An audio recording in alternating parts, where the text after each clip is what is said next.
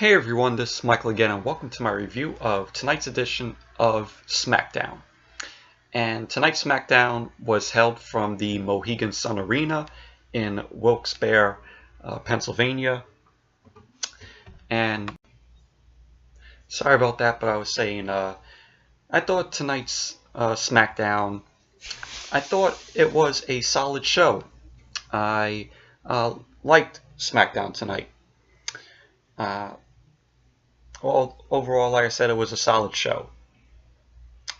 And the show opened up tonight with Jeff Hardy. He ended up coming out saying, he may look like Jeff Hardy and make an entrance, or face paint like Jeff Hardy. And he says he feels incomplete and his heart is broken because he's not the United States champion after what Nakamura did to him on Sunday at Extreme Rules. And Jeff says Nakamura lacks ethics and conscience, and he calls him a low-down jackass. And Jeff says Nakamura low-blowed him because that was the only way he could beat, because that was the only way Nakamura could beat him. And he probably could have, Jeff said he probably could have called the match off.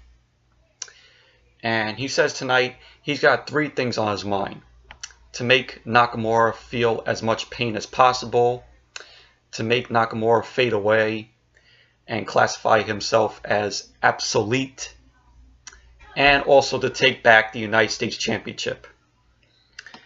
So, and that was the little segment Jeff Hardy did, but it was a good opening with Jeff Hardy. Solid segment. Then we had Renee Young interviewed Shinsuke Nakamura about what Jeff Hardy had to say out there.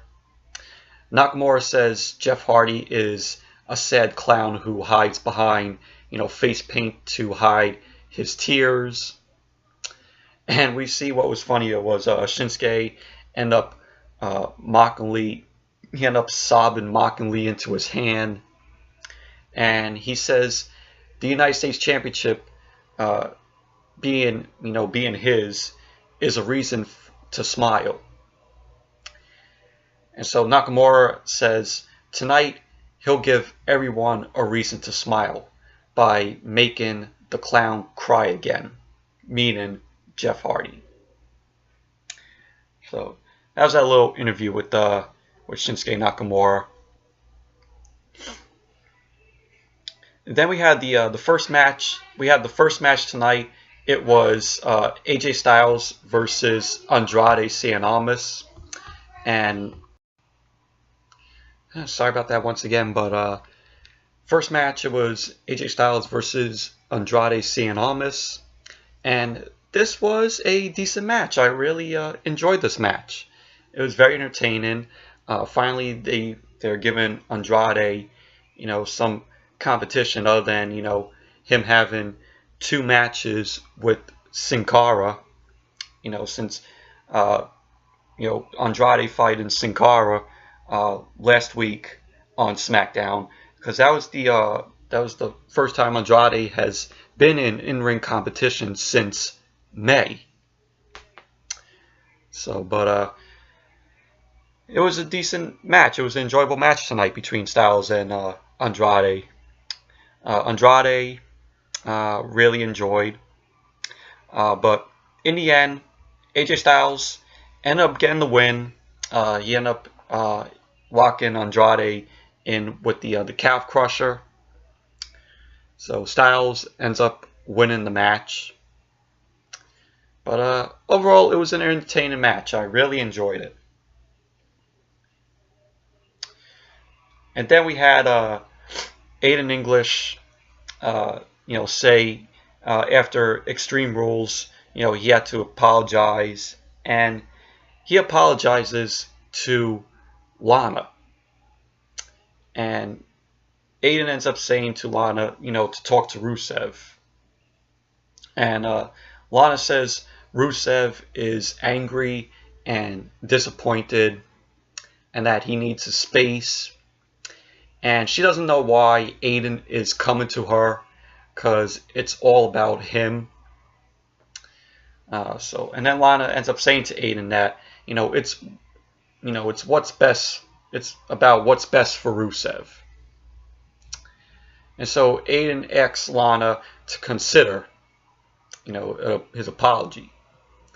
And she ends up telling Aiden she'll take it into consideration. So that was that. Then we had Becky Lynch versus Mandy Rose. And this was, a typical women's match. Was meh, in my opinion. Wasn't perfect or great. It was just meh. It was just there. It was just a there match. But Becky Lynch ended up getting the win with the disarmer on Mandy Rose. And, of course, continuing Becky Lynch's winning streak that she's on, which is really awesome. I'm glad WWE is finally giving Becky Lynch a winning streak, and a big push for her. So, and after the match, Becky Lynch says thank you. She thanks the crowd, and she says, winning feels great. And she also says that she has been patiently waiting, and she's been, she's been training, and she's like, oh, things are just getting started. And she ends up telling Carmella, she ends up calling out Carmella, saying that straight fire is coming for her. Meaning, Becky wants an opportunity at the SmackDown, for the SmackDown Women's Championship. So that would be awesome. That would be really great to see Becky get another opportunity, and hopefully win the SmackDown Women's Championship again, because it's been a while. So, but all in all, match was meh, in my opinion, between Becky and Mandy. Just another shot for Becky Lynch to continue her awesome winning streak so far. But yeah, let's keep it up with Becky and this winning streak. Let's keep it going. So finally, she could be SmackDown, hopefully be SmackDown Women's Champion again, because she deserves it. And then we had Paige backstage. She was watching what Becky had to say. Carmella ends up coming and says, she wants a celebration. But Paige says to her that she can only have the celebration if she beats Becky Lynch next week. So it's going to be Carmella versus Becky Lynch next week. The title's not on the line. But Paige says to Carmella that if Becky wins the match, Carmella will have to defend the SmackDown Women's Championship against Becky at SummerSlam. So that's gonna be really cool if it happens. Maybe, hopefully, Becky Lynch will be SmackDown Women's Champion and defeats Carmella at SummerSlam. That would be Becky's SummerSlam moment. So that would be pretty awesome if Becky wins it. So, and then we had R-Truth and Tye Dillinger in the locker room. R-Truth says to Dillinger, "Is he ready for tonight?" And Dillinger says to Truth that he doesn't need a motivational speech. And Dillinger says he's going to give Samoa Joe the best he's got. And what was funny was it was revealed that R-Truth was on the phone talking to his mother, because he had Bluetooth in. So it was funny though. And the only reason why they're doing this, and the next match was Samoa Joe versus Tye Dillinger. The only reason why they're doing this is because Joe attacked Tye Dillinger. It was a WWE.com video that was shown, and so that's why they are, they're starting this match. They started this match tonight. So it was Samoa Joe versus Tye Dillinger. The match itself, it was nothing really. It was not great. Not a good match. Basically the match started in the ring, and then it was just all outside. Joe was, dominating on Dillinger. Then they got back into the ring. Samoa Joe ended up winning the match. Locked in the coquina clutch to Dillinger. Dillinger ended up tapping out. So Samoa Joe wins the match. But all in all, it was not that good of a match. It was a shitty match, in my opinion.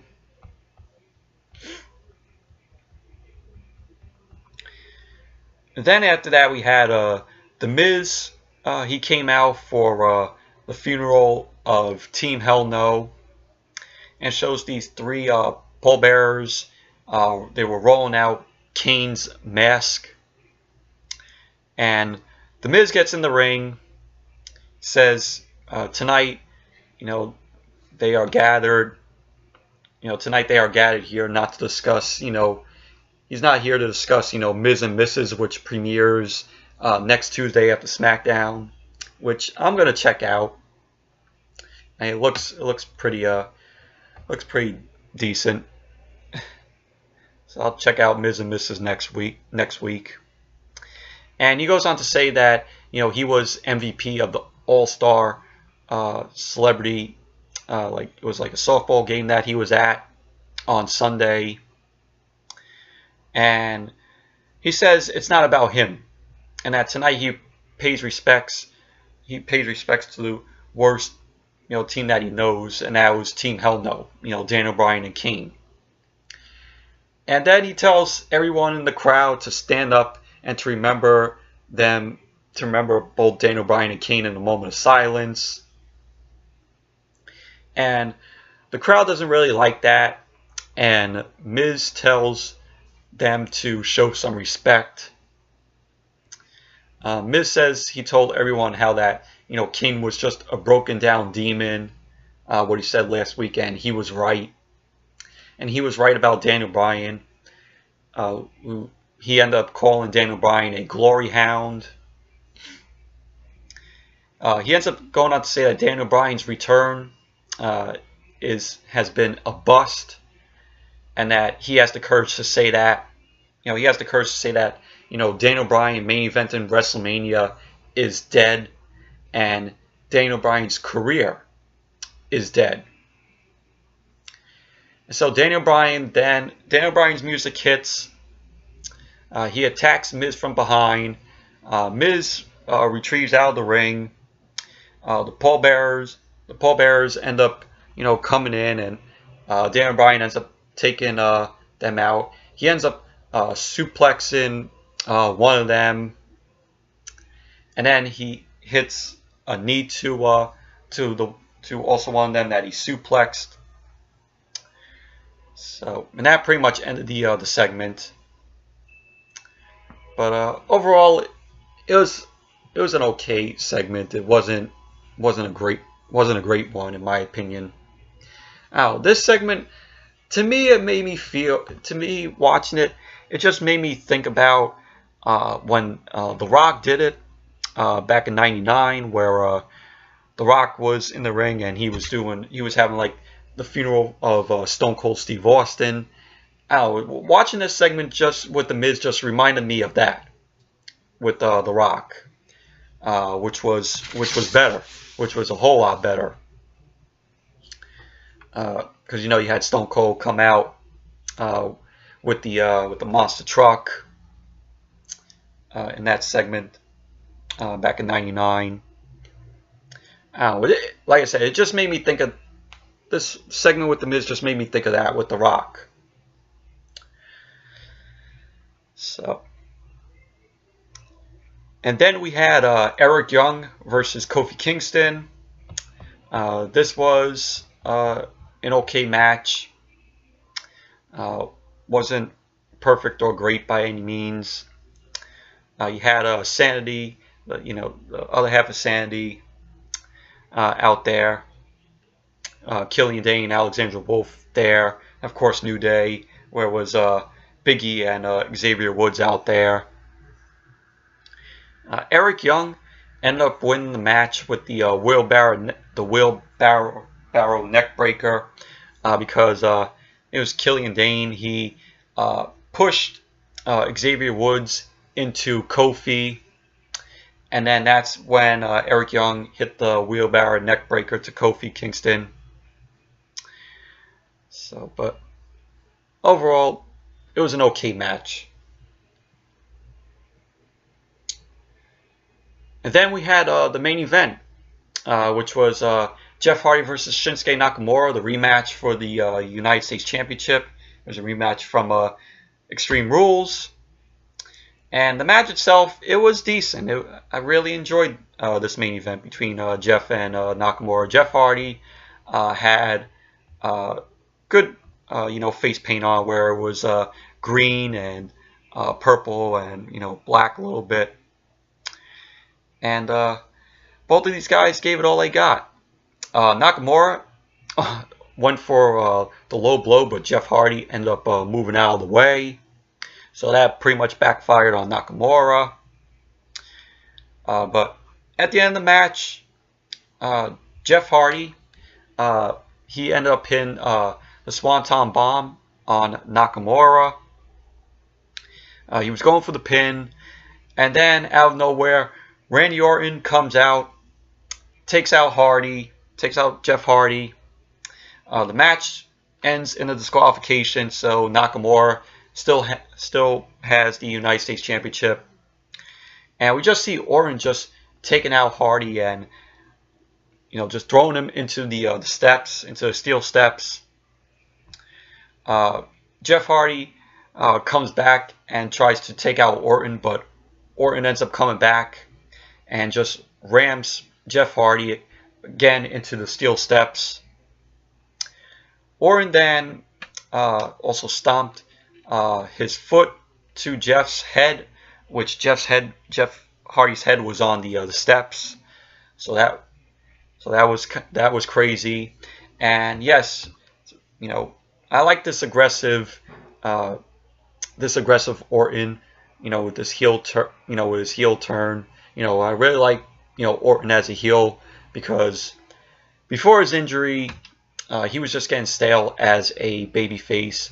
So this is a good thing for Orton with this heel turn for him. Also, one thing that was disturbing during this whole thing was we saw Orton pull Jeff Hardy's earlobe, and that was really disturbing. Like I cringed when I saw Orton do that. It was just disturbing to watch. But it was extreme though. And so after he pulled Jeff Hardy's earlobe, he then sends Jeff Hardy over the announcer's table. And that was pretty much how SmackDown ended. So we're going to get a Jeff Hardy and Randy Orton feud. Maybe they're going to have, a match. Maybe they're going to build on Jeff and Orton, and then they're going to have a match at SummerSlam. So this is what it's probably going to lead up to. It's probably going to lead up to them having a match at SummerSlam. So, but Yes, anyways, that's it for my review of tonight's edition of SmackDown. Thank you all for watching, and be sure to give this video a thumbs up, comment, subscribe, and until next video, which will be my review of Lucha Underground, which will be episode 6 of season 4. So until that video, I'll see you all later.